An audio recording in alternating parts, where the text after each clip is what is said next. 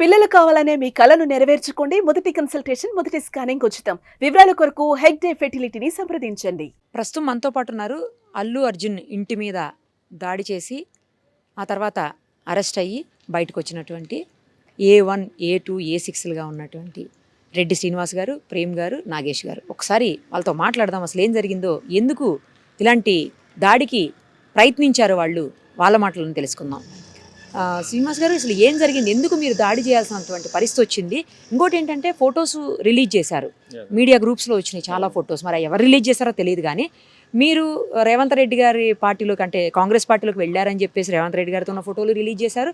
Same time మీరు కాదు టీఆర్ఎస్లోనే ఉన్నారు, అది బీఆర్ఎస్లోనే ఉన్నారని చెప్పి కేటీఆర్ గారితో ఉన్న ఫోటోలు కూడా రిలీజ్ చేశారు. అసలు ఇంతకీ మీరు ఏ పార్టీ వాళ్ళు?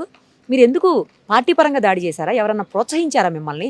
దాడి చేయండి అని చెప్పి ప్రోత్సహిస్తేనే చేశారు అని అంటున్నారు. అసలు ఏం జరిగింది?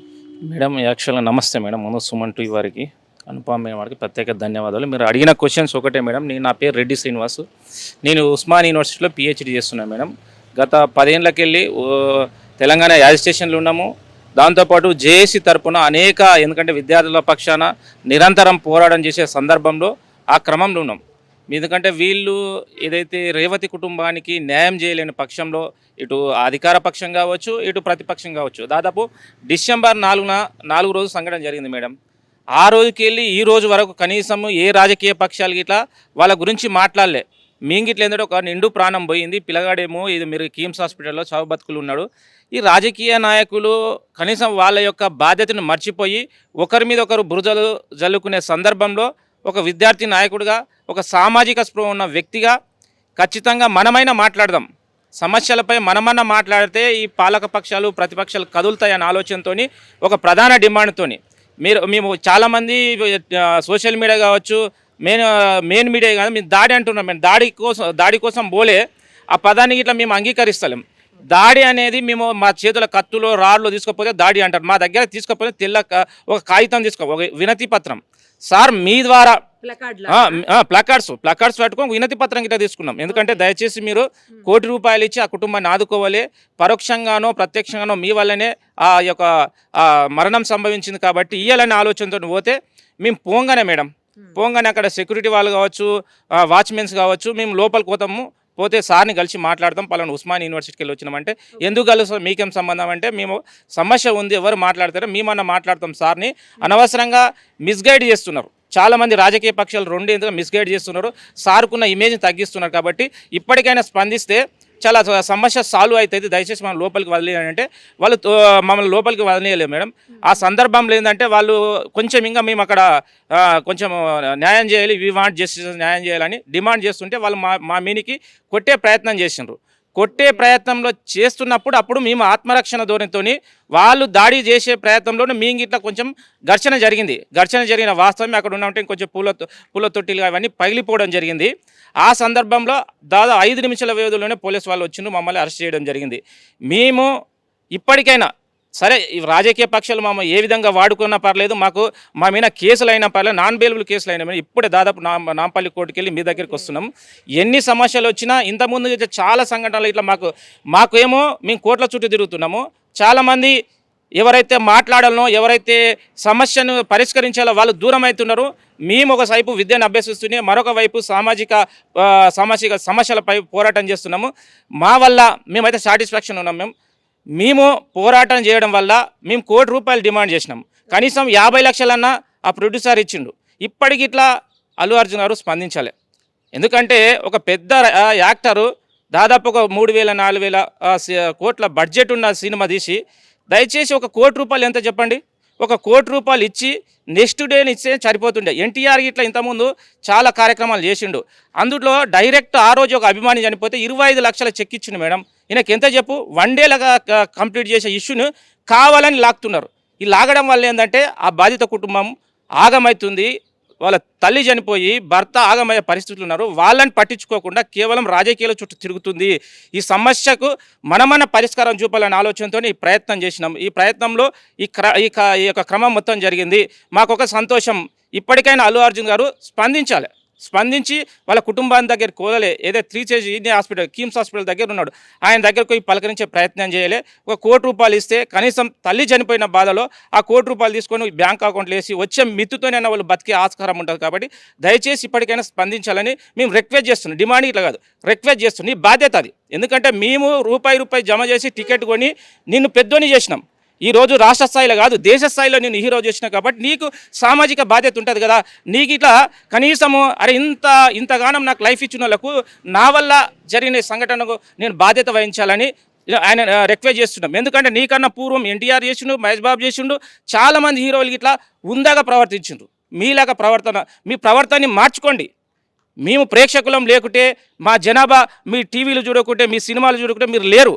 మాతోనే స్టేజీల మీద గొప్పగా మాట్లాడడం కాదు, స్టేజీల మీద మీరే మా దేవుళ్ళు, మీరే మా సైనికులు అవడం కాదు. నీ సైనికులు చనిపోతుంటారు, నేను ప్రేమించే వాళ్ళు చనిపోతుంటారు, అది మీ వల్ల ప్రత్యక్షంగా.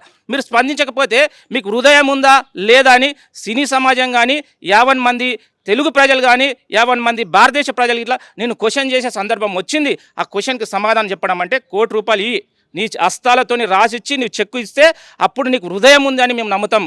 నీవు ఒకవేళ ఇట్లా చేస్తే మీకన్నా పెద్ద, ఎందుకంటే తెలంగాణ యాజిస్టేషన్లో ఇలాంటి అనేక నిర్బంధాలను దాటి వచ్చిన వాళ్ళం కాబట్టి నీవు ఇంతకుముందు నాకు దాదాపు ఇప్పటికెళ్ళి మేడం ఒక 200 మంది ఫోన్ చేసిండ్రు. నీ అభిమానుల పేరుతో 200 మంది ఫోన్ చేసి నన్ను బెదిరిస్తున్నారు. ఎవరికి సమాధానం చెప్పలేదు. చూడండి మేడం ఎంతమంది నాకు దాదాపు బెయిల్ వచ్చినప్పటికి ఇగో ఇవన్నీ కాల్స్ అవే మేడం. ఒకసారి చూపియానా? ఇగో నేను కాల్స్ లేపుతలేను, వాళ్ళ దాడి నుండి కాల్స్ లేపుతలేను. ఇట్లా బెదిరించడం కరెక్టా? మీరు బెదిరిస్తే భయపడిపోవడానికి మేమేమి అల్లాటప్పోలంగా మీ ఇట్లా అన్ని త్యాగాలు చేసిన వాళ్ళే, అన్ని కేసులు పెట్టుకున్న వాళ్ళమే. నీ బెదిరింపులకు భయపడే ప్రసక్తి లేదు. ఇప్పటికైనా నీ మీద పోరాటం చేస్తాం.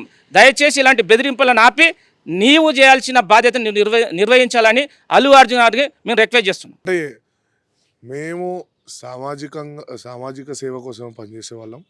అయితే అక్కడ వెళ్ళి మేము నిరసన తెలపడానికి వెళ్ళినాం, కానీ అక్కడ ఏం ఘర్షణ వాతావరణం సృష్టించాలని చెప్పేసి అయితే మేము పోలేదు. మేము వాస్తవానికి అక్కడ వెళ్ళి అల్లు అర్జున్ గారిని కలిసి, సరే మీకు అక్కడ ఈ బాధిత కుటుంబాన్ని ఆదుకోవాలి, శ్రీతేజ్ చావు బతుకులో ఉన్నాడు అంటే ఎంతోమంది హీరోలు మీరు చూస్తుండొచ్చు మెరుగైన వైద్యం కోసం ఫారెన్ పోతూ ఉంటారు.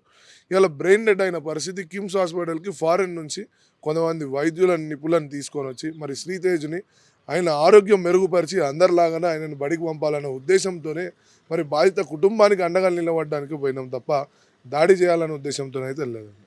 కానీ మరి ఇప్పుడు ఆయన కూడా చెప్తున్నారు మేము దాడి చేయాలని పోలేదు అని చెప్పేసి, కుండీలు పగిలినాయి అనుకోకుండా ఘర్షణ వాతావరణం నెలకొంది, కుండీలు పగిలినాయి అని చెప్తున్నారు.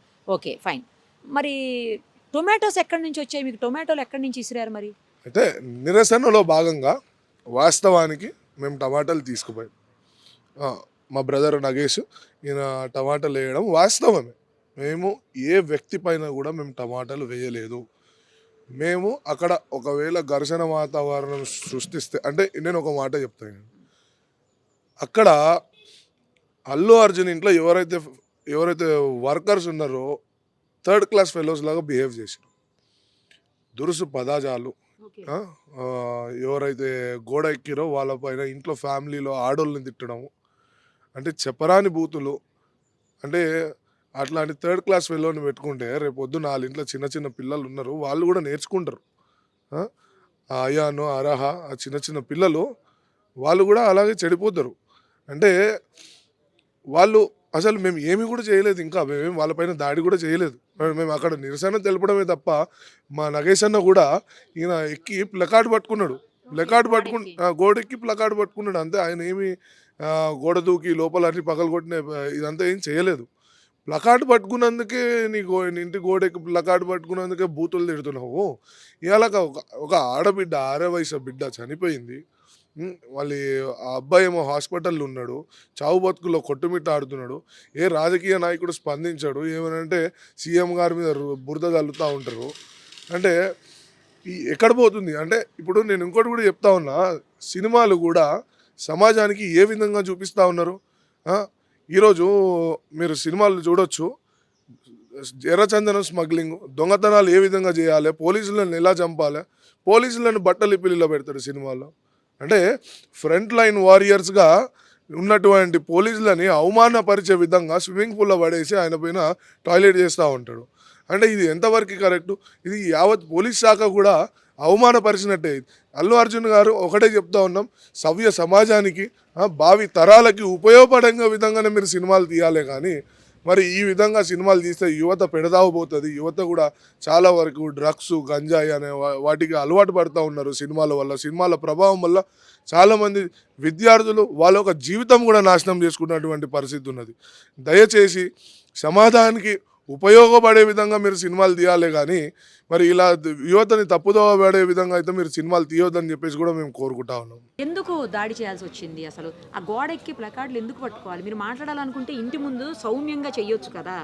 ఏదైనా యాజిటేషన్ చేయాలంటే నార్మల్గా కూడా చేయొచ్చు. 2 రకాలు ఉంటాయి యాజిటేషన్స్. ఎందుకు చేశారు అంత అగ్రెసివ్గా? మేడం, ఫస్ట్ ఈ దాడి అనే మాటను మేము ఖండిస్తా ఉన్నాం తీవ్రంగా. ఎందుకంటే దాడులు అనేది కాదు, అసెంబ్లీలో పోడియం దగ్గరికి వెళ్ళి స్పీకర్ల దగ్గర పేపర్లు విసిరేది, సభ్య సమాజంలో రాజ్యాంగబద్ధంగా గెలిచిన వ్యక్తులే ఇవాళ స్పీకర్ల ముందు, మంత్రుల ముందు, ముఖ్యమంత్రుల ముందు అవాకులు చెవాకులు చేల్చే వాళ్ళని ఇన్స్పిరేషన్గా తీసుకొని మేము మా బాధ్యతగా ప్రొటెక్షన్ చేసాం. మేము అక్కడికి వెళ్ళి టమాటోస్ తీసుకొని, గతంలో ఉద్యమాలలో టమాటాలు గుడ్లు కొట్టారు. మేము టమాటా ఒక రైతు పండించిన పంటని మేము తీసుకొని వెజిటేబుల్గా తీసుకున్నాం. అక్కడ ఉంటే దాన్ని విసిరాం. అంతేగాని దానికి రాళ్ళు చేసి ఆయన ఇంటి మీద చేయాలనేది మాకు కక్ష లేదు. ఇంకోటి, ఇక్కడ అల్లు అర్జున్ కలిసి వినతి పత్రం ఇచ్చి, సార్ మీరు ఇలా ఇవ్వండి, 1 కోటి రూపాయలు నష్టపరిహారం ఇస్తే బాగుంటుంది. ఎందుకు మేము 1 కోటి రూపాయలు ఇస్తున్నామంటే, ఫస్ట్ ఆఫ్ ఆల్ తెలంగాణ కానీ ఆంధ్ర కానీ యావత్ భారతదేశంలో మహిళ చనిపోతే మహిళ వైపు ఉంటారా, లేకుంటే ఉన్నతగా ఒక సినిమా తీసి ఐకాన్ స్టార్ అయిన వైపు ఉంటారా? ఎటుంటుంది ఈ సమాజం? తొక్కిసలాట్లో చనిపోయింది మేడం మహిళ. కనీసం ఈ భారతదేశం, భారత మాత మహిళ ముందుండాలి, మహిళా రాజ్యం కావాలి, స్వతంత్రం వచ్చింది, ఆడమే బయటికి వెళ్ళినప్పుడు ఆయన గాంధీజీ చెప్పిన మాటలు అన్నీ ఉట్టియేనా? అంటే సమాజం అంతా మాటలకే. మహిళనేమన్నా అంటే మొత్తం గగ్గోలు పెట్టింది కదా ఒకప్పుడు ఇండస్ట్రీ మొత్తం దేశంలో ఉన్నవాళ్ళు. మరి అట్లా మిగతా ఈ మహిళ కాదా? ఇవాళ ఆ మహిళ చనిపోతూ ఒక కిడ్నీని, బతుకుండగానే ఒక కిడ్నీని వాళ్ళ భర్తకి ఇచ్చింది, హెల్త్ ఇష్యూ ఉంటే మరి అదెందుకు గుర్తిస్తలేరు? చిరంజీవి గారు కానీ, పవన్ కళ్యాణ్ గారు కానీ, ఇంకెవరైనా కానీ. మరి మీ ఇంట్లో ఆడపడుచు, మీ ఇంట్లో వాళ్ళు ఇలానే అయితే మరి అలానే ఉంటారా?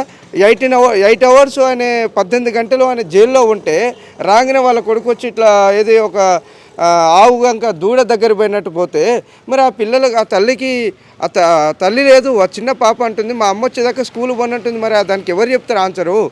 ఇప్పుడు వాళ్ళ అమ్మ, వాళ్ళ పాప ఏమంటుంది, మా అమ్మ కావాలంటుంది, ఎవరిస్తారు? నువ్వు సినిమా పెట్టావు, సినిమా ఏం సమాజంలో ఏం ఇన్స్పిరేషన్ ఉండాలి? ఎర్రచందనాలు తీయడమా, దొంగతనాలు చేయడమా? సినిమా వల్ల నేర్చుకోవాలి. ఇవాళ గ్యాస్ బిల్లు పెరిగిందని, కరెంటు బిల్లు పెరిగిందని ధర్నాలు చేస్తారు. మరి 3000 ఛార్జ్ పెరిగింది. ఇవాళ ఇన్కమ్ ట్యాక్స్ విధంగా కోట్ల రూపాయలతోటి అంబాసిడర్ BMW కార్లు కొంటున్నాం. అదేవిధంగా నిన్న జరిగిన సంఘటన రాజమండ్రిలో ఒక మూవీ తీస్తూ బస్సు లాక్కుంటే దాని అద్దాల పక్కన కొట్టి ఒక సినిమా దాదాపు 10 కిలోమీటర్ల కెమెరాలు చెక్ చేస్తే ఒక 30-40 కెమెరాలు చెక్ చేయంగా దొరికితే నేను పుష్పాని అంటుండు. ఇంకో దగ్గర ఇట్లనే ఎర్రచందనం కర్రలు, ఎర్రచందనం గవర్నమెంట్ పెంచిందా మరి ప్రైవేట్ వ్యక్తులు పెంచినా తెలియదు. దాన్ని ఒక లారీ తీసుకుపోతే నేను పుష్పాని అంటున్నాడు. అంటే ఏంది అంటే వ్యక్తులు ఇంతకుముందుకు జులై సినిమా తీసి బ్యాంకులు దోపిడీ చేశారు, ఉస్మానియా యూనివర్సిటీలోనే దోపిడీ చేశారు. ఇప్పటికీ ఆ కేసులు ఉన్నాయి యూనివర్సిటీలో, అంబార్పేటలో. అంటే నువ్వు తీసే సినిమాలు మేడం, మేము సినిమాలు తీయవద్దు అంటలేం, సినిమాలు తీసే వాళ్ళు దొంగలు లంగలు అంటలేం. శంకరాభరణం చూస్తే చూసాం, బల్గం సినిమా చూస్తే చూసాం, ఫ్రీదా సినిమా చూస్తే చూసాం. ఇన్స్పిరేషన్గా ఉన్న సినిమాలు తీయండి. ఆడలేదా? హిట్ కొట్టలేదా? హిట్ అయినాయి కదా. ఇప్పుడు మా తెలంగాణ ఆడపడుచు చనిపోతే ఈ కేటీఆర్, కేసీఆర్, ప్రతిపక్ష నాయకులు, ఇంకో క్రిషాంక్ కానీ మమ్మల్ని థ్రెటన్ చేస్తూ, నెంబర్లు ఇస్తూ, బ్లేమ్ చేస్తూ మా యూనివర్సిటీ వాళ్ళం కాదట. మరి మేము ఏంది ఇవాళ చూడండి, మేము ఓయూ చేసి మేడం తెలంగాణ తెచ్చింది ఉస్మానియా యూనివర్సిటీ. ఇవాళ 50 లక్షలు 50 లక్షల బాధ్యతకి ఇచ్చింది కూడా ఉస్మానియా యూనివర్సిటీ. ఇది credit goes to Osmania university. మేము యూనివర్సిటీ విద్యార్థులం, చదువుతూ ఒక పక్క చదువుతో పాటు ఒక పక్క ఉద్యమాలు చేస్తూ ఉన్నాం. రాష్ట్రంలో ఎలాంటి సమస్యలు జరిగినా ఉస్మానియా యూనివర్సిటీ ముందుంటుంది, మీ అందరికీ తెలిసిందే. తెలంగాణలో కీలక పాత్ర ఉన్నదే ఉస్మానియా యూనివర్సిటీ. అలాంటి ఉస్మానియా యూనివర్సిటీలు ఉంటే ముఖ్యమంత్రిని కలిస్తే వీళ్ళ టీం అని, వేరే వాళ్ళని కలిస్తే ఈ టీం అని, ఇదేందండి? ఇదేంది సమాజం? ఒకసారి మేము సమాజానికి విజ్ఞప్తి చేస్తున్నాం. రెడ్డి సీన్ అనే పర్సన్ తెలంగాణ ఉద్యమంలో ఉన్నాడు, క్రిషంక్తో ఉన్నాడు, ప్రేమర్తిరావుతో ఉన్నాడు, మన రాజారాం యాదవ్తో ఉన్నాడు. కీలకంగా వ్యవహరించాడు. కొడంగల్లో పుట్టడం తప్ప, ముఖ్యమంత్రి కాన్సెన్స్ కావడం తప్ప, ఆయన ముద్రాజుగా పుట్టడం తప్ప, ఆయన ఉద్యమాలు చేయడం తప్ప అరే చేతగాని చవటగాల లెక్క రెడ్డిసిని పట్టుకొని ఈయన ఇట్లా ఒకటి మేము రేవతి కుటుంబం వైపు మేము ఉన్నాం. మీరు ఎటువైపు ఉన్నారో చెప్పండి.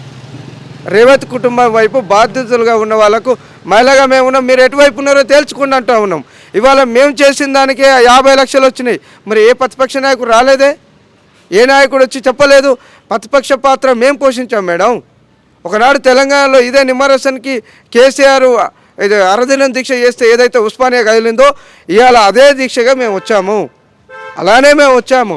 మేము అంటా ఉన్నాం 50 లక్షలు ఇచ్చాడు సంతోషం.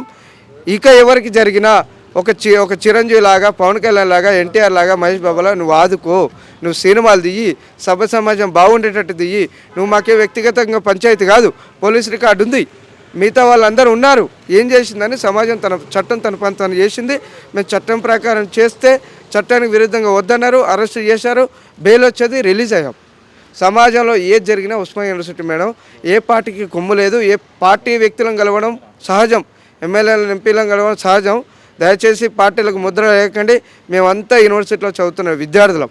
సుమన్ టీవీలో మీ పర్సనల్ అండ్ బిజినెస్ ప్రమోషన్స్ కోసం కింది నెంబర్కి కాంటాక్ట్ చేయండి.